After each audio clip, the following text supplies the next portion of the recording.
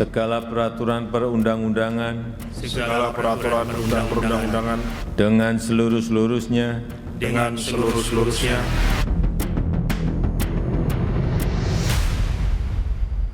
Jelang purna tugas, Presiden Jokowi melantik 3 wakil menteri. 2 diantaranya sosok yang dekat dengan Presiden terpilih Prabowo Subianto.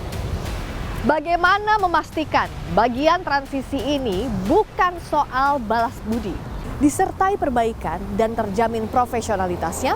Lengkapnya dalam ulasan Istana bersama saya, Friska Clarissa.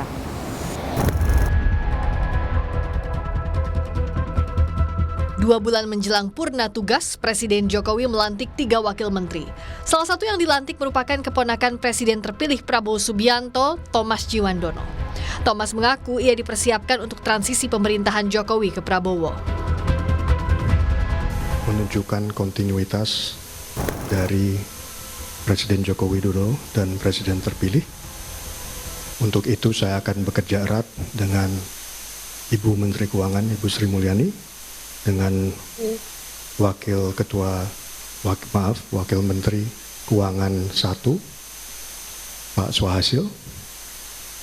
Tugas saya adalah supaya semua hal yang menyangkut anggaran, terutama di 2025 itu selaras dengan apa yang sudah dicetuskan oleh pemerintah sekarang dan tentunya program-program Presiden terpilih ke depan.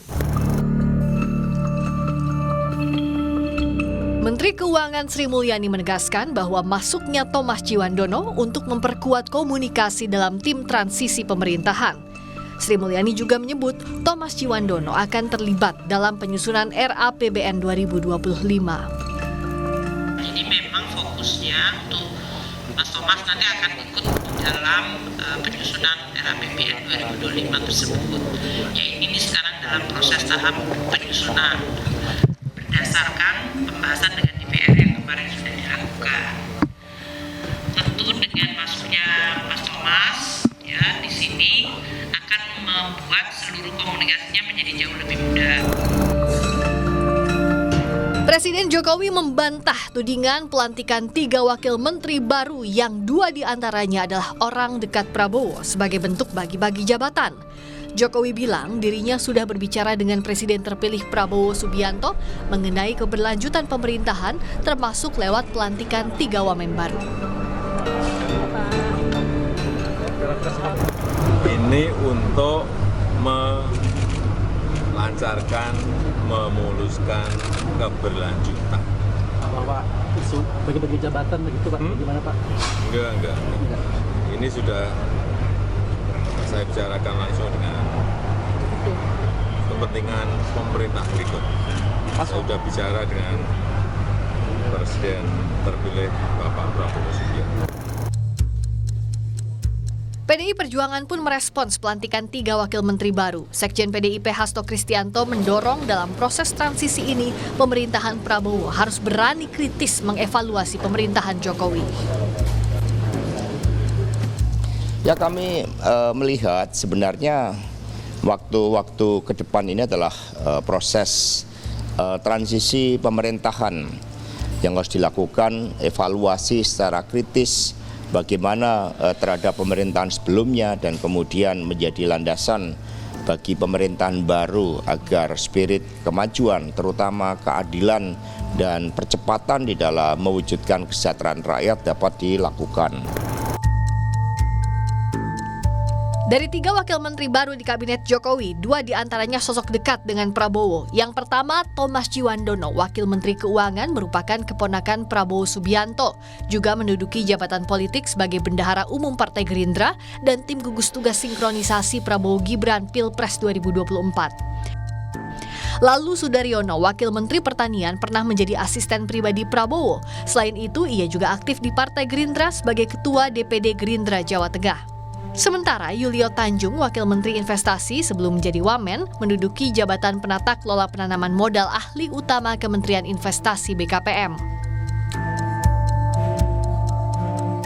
Bicara soal transisi pemerintahan, Presiden terpilih Prabowo Subianto mengungkap sedang dilatih Presiden Jokowi sebelum dirinya dilantik sebagai presiden agar tidak kaget saat menjabat nanti. Termasuk ia selalu diminta duduk di sebelah Jokowi setiap rapat kabinet. Saya kira Bapak Presiden ternyata sedang melatih saya untuk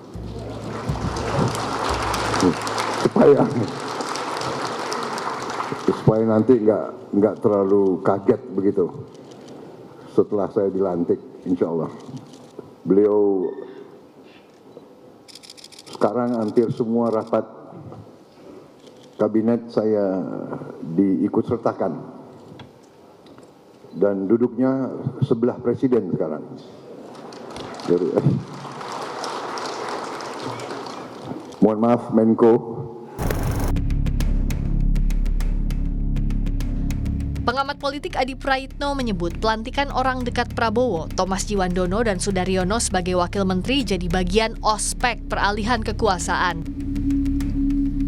Namun Adi mengkritisi hal ini jadi bukti berulang kali praktik politik di Indonesia cenderung akomodatif. Kecenderungannya adalah politik akomodatif. Jangankan praktik politik akomodasi antara Jokowi dan Prabowo Subianto. Di Indonesia, partai yang kalah pilpres sekalipun itu juga diajak menjadi bagian dari koalisi, jadi menteri, dan konsesi politik yang lain. Per hari ini, publik wajar kalau kemudian ketika ada one team press kemudian jadi DPA, kemudian ada orang terdekatnya Prabowo jadi wamen, itu dianggap sebagai bagian dari politik akomodasi. Padahal kita dari dulu sering mendengar bahwa Thomas Djiwandono ataupun Sudaryono tanpa jadi wamen di era Jokowi sekalipun, dua orang ini dikaitkan dengan soal kemungkinan masuk kabinet di mana setelah Prabowo dan Gibran itu dilantik.